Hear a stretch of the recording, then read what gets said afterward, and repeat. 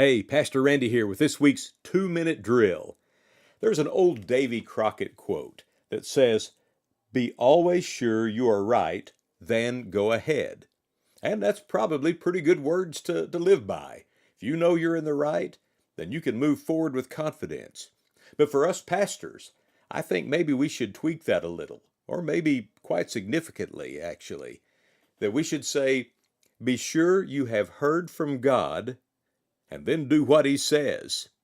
I've got a real good pastor friend that just recently felt that he heard from God to do something that really didn't seem to make sense in his church, in his situation.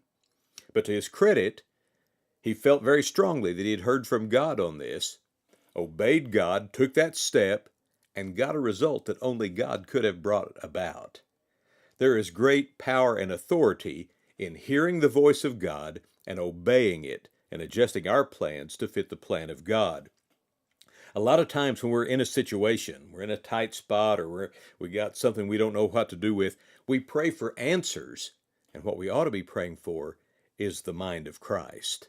Because when we have that mind of Christ, when we are thinking the way that Jesus thinks, we're not going to make many dumb mistakes.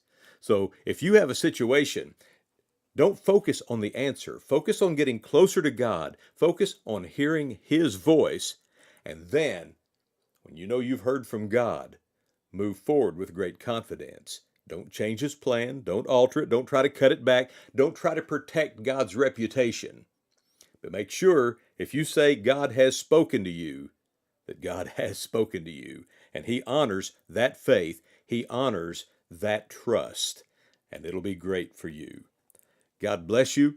We'll see you again next week.